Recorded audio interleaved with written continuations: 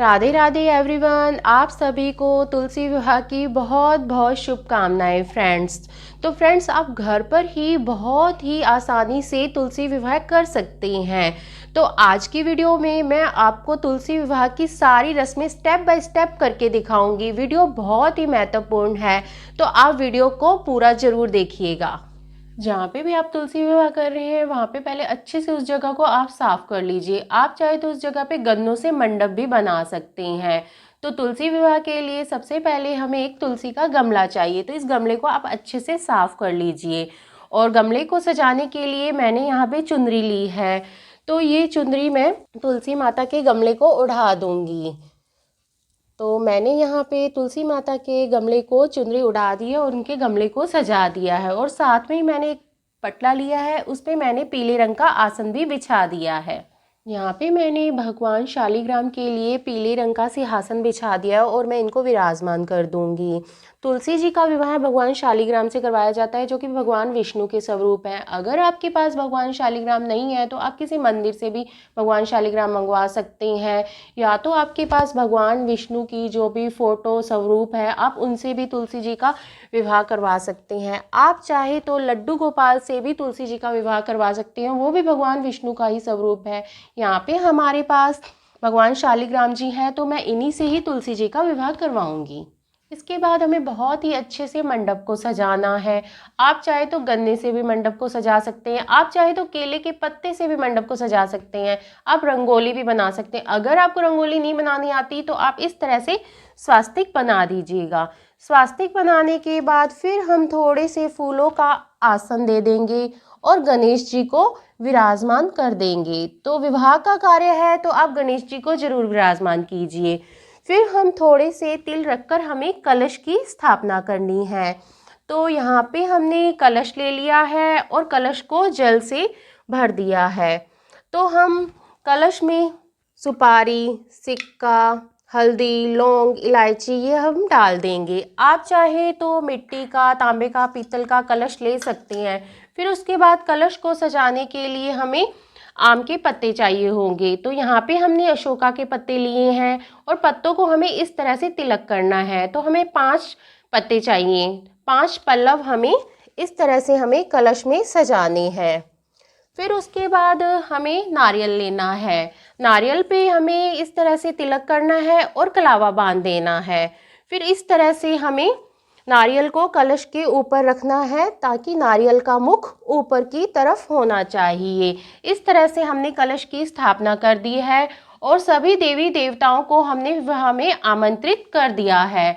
और हाथ जोड़कर सभी देवी देवताओं को हमें विवाह में आने के लिए प्रार्थना करनी है। अब हम जल की छींटे लगाकर सभी का शुद्धिकरण कर देंगे। अब हमें दीपक जलाना है। विवाह में अग्नि प्रज्वलित करना जरूरी होता है, तो अग्नि के रूप में हम यहाँ पे देसी घी का दीपक जला लेंगे। अब हमने दीपक जला दिया है, तो अब हम विवाह की रस्म शुरू करेंगे। विवाह में सबसे पहले दूल्हा दुल्हन को हल्दी लगाई जाती है। तो यहाँ पे हमने हल्दी ले ली है और हल्दी में हम कच्चा दूध मिक्स कर लेंगे। आप चाहे तो इसमें थोड़ा सा जल भी मिक्स कर सकते हैं। इस तरह से हमें उपटन बनाना है। तो सबसे पहले ये हल्दी हमें भगवान शालिग्राम को लगाना है। तो 5 बार हमें ये हल्दी भगवान शालिग्राम को लगानी है। भगवान शालिग्राम को ये हल्दी लगाने के बाद फिर हमें ये हल्दी तुलसी माता को लगानी है। तो हमें इस भाव से, जिस तरह से दुल्हन को हल्दी लगाई जाती है उसी भाव से हमें ये तुलसी माता को हल्दी लगानी है। हल्दी लगाने के बाद फिर हम जल के छींटे लगाकर स्नान करवा देंगे, क्योंकि उपटन के बाद स्नान जरूरी होता है। अब हम वस्त्र स्वरूप कलावा और जनेऊ गणेश जी को समर्पित कर देंगे और भगवान शालिग्राम को भी वस्त्र स्वरूप कलावा और जनेऊ समर्पित कर देंगे। और तुलसी माता को हमें चुनरी समर्पित करनी है। तो तुलसी माता को हम लाल रंग की चुनरी समर्पित कर देंगे। तो हमने यहाँ पे तुलसी माता को लाल रंग की चुनरी समर्पित कर दी है। उसके बाद हम रोली से तिलक करेंगे। तो सबसे पहले हम गणेश जी को तिलक करेंगे, फिर हम भगवान शालिग्राम को तिलक करेंगे, फिर हम तुलसी माता को तिलक करेंगे। फिर उसके बाद हमें तुलसी माता को मेहंदी लगानी है। तो आप चाहे तो पाउच वाली मेहंदी लगा सकते हैं गोल की, या तो आप इस तरह की नई कीप ले आइए और थोड़ी सी मेहंदी हमें भगवान शालिग्राम को लगानी है और तुलसी माता को लगानी है। फिर उसके बाद हम तुलसी माता को लाल रंग की चूड़ियाँ पहना देंगे, जो कि बहुत ही शुभ माना जाता है शादी में लाल रंग का चूड़ियाँ पहनना। तो आप तुलसी माता को लाल रंग की चूड़ियाँ पहना दीजिए। और तुलसी माता को आप काजल भी लगा सकते हैं। पूरे 16 श्रृंगार करने हमें तुलसी माता के, और तुलसी माता का ये श्रृंगार का सामान उनसे स्पर्श करवा के तुलसी माता के पास में ही आप रख दीजिए। इसके साथ जो भी आप दान दक्षिणा देना चाहते हैं, भगवान शालिग्राम के कपड़े, तुलसी माता के कपड़े, वो तुलसी माता से हम स्पर्श करवा के उन्हीं के ही पास रख देंगे। फिर हम 5 बर्तन रख लेंगे। तो कम से कम आप 5 बर्तन ज़रूर लीजिएगा। आप चाहें तो बर्तन बढ़ा सकते हैं अपनी सामर्थ्य के अनुसार। जिस तरह से बेटी को दान किया जाता है उसी तरह से हमें दान करना है। अब हमें फूल समर्पित करने हैं। भगवान गणेश जी को हम लाल रंग का फूल समर्पित कर देंगे और विष्णु भगवान को हम पीले रंग का फूल समर्पित कर देंगे। तो अब हमें जयमाला करवानी है। जयमाला के लिए हमें 2 माला चाहिए।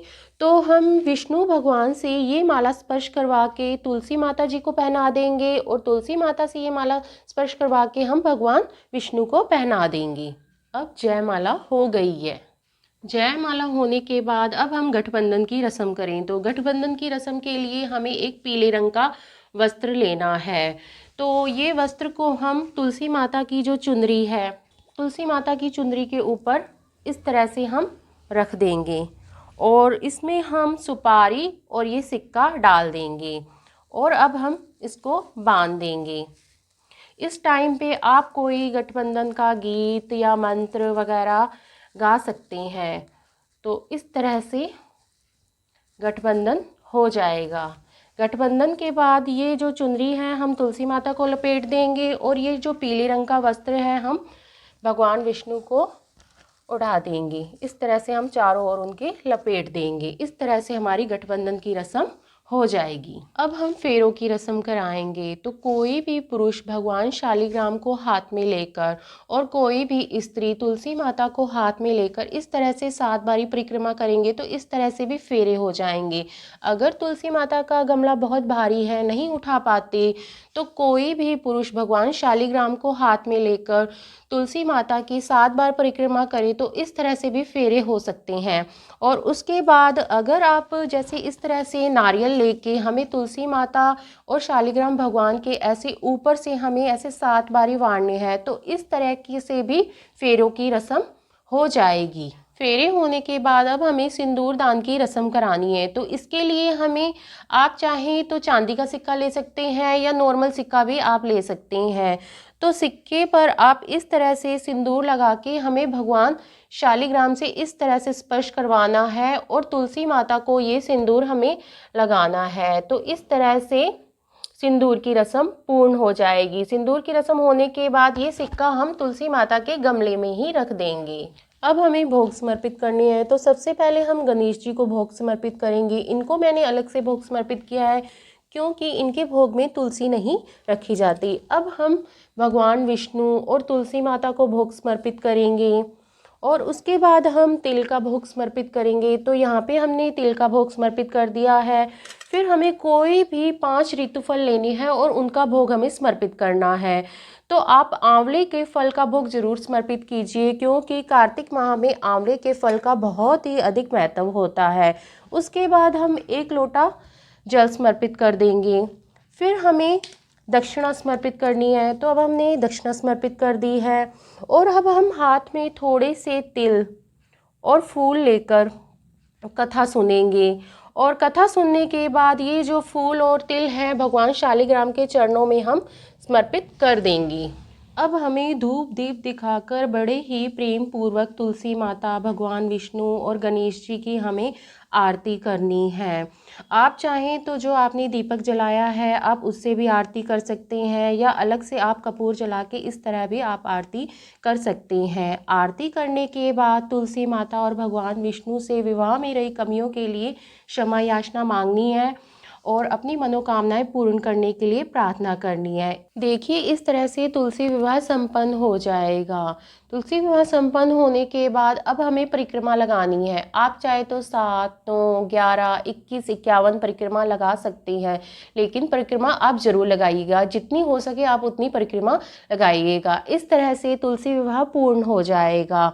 देखिए, तुलसी विवाह कराना बहुत ही शुभ होता है, तो आप तुलसी विवाह जरूर कराइएगा। देखिए, अगर शालिग्राम भगवान आपके घर के हैं तो तुलसी माता आपके घर पर ही रहेगी। जो दान दक्षिणा है वो आप किसी गरीब कन्या को शादी में दान दे दीजिएगा। अगर शालिग्राम भगवान मंदिर से आप लेके आए हो, आस पड़ोस के हैं, तो तुलसी माता भी उनके साथ ही चली जाएगी। जो दान दक्षिणा है उनके साथ ही चला जाएगा। जो हमने भोग प्रसाद लगाया है वो हम परिवार के सदस्यों में बांट देंगे। फ्रेंड्स, तुलसी विवाह की ये सरल पूजा विधि आपको कैसी लगी, आप मुझे कमेंट करके ज़रूर बताइएगा। अगर ये वीडियो आपको पसंद आई हो या वीडियो थोड़ी बहुत भी यूज़फुल हो तो प्लीज़ मेरी वीडियो को लाइक कर देना और मेरे चैनल को सब्सक्राइब कर देना। फिर मिलेंगे किसी और वीडियो के साथ। तब तक के लिए जय तुलसी मैया, राधे राधे।